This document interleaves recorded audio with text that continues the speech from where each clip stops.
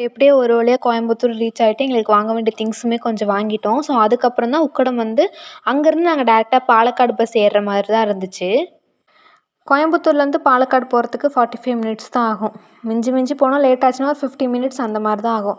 ஆனா, இன்னைக்கு நாங்க போன பஸ் அட்மோஸ்ட் 1 1/2 ஹவர்க்கு மேல எங்கள கூட்டிட்டு போயிட்டாங்க. அங்க இங்க சுத்தி எடுத்து 1 1/2 மணி நேரம் ஆக்கிட்டாங்க. ஸோ, அதுலயே அம்மா முக்காவாசி டயர்ட் ஆயிட்டாங்க. ஏன்னா, அம்மாக்கு இப்போ தான் ரீசெண்டா சர்ஜரி பண்ணியிருந்தாங்க.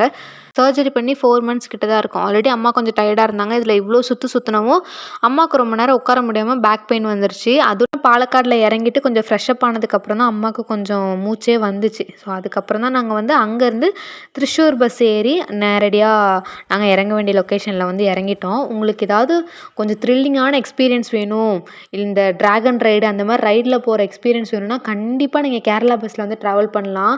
ஒரு டைம் அதில ட்ராவல் பண்ணும்போதெல்லாம் எங்கேயோ தூக்கி தூக்கி அடிக்கிற மாரி தான் வண்டி ஓட்டுருவாங்களே!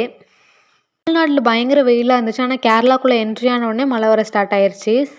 ஒரு வழியா பஸ் ட்ராவல்லாம் முடிச்சு நாங்க இறங்க வேண்டிய இடத்துல வந்து இறங்கியாச்சு. இப்போ இங்கேருந்து எங்க வீட்டுக்கு போகணும் அப்டின்னா, நாங்க ஆட்டோ புக் பண்ணி போற மாரி தான் இருக்கும். அங்க ஆட்டோ ஸ்டாண்டுமே நெறைய இருக்கும். நம்ம அதுலயுமே போய்க்கலாம். அதுவும் இல்லாம லக்கேஜ் வந்து நெறைய இருந்துச்சா, ஸோ அதனால நானும் அம்மாவுமே ஆட்டோலயே கிளம்பிட்டோம். நாங்க அங்க போய் ரீச் ஆகும்போது என்னென்ன நடந்துச்சுங்கிறத நான் நெக்ஸ்ட் வீடியோல அப்லோட் பண்றேன். இந்த வீடியோ பிடிச்சிருந்துச்சு அப்டின்னா மறக்காம சப்ஸ்கிரைப் பண்ணி சப்போர்ட் பண்ணுங்க.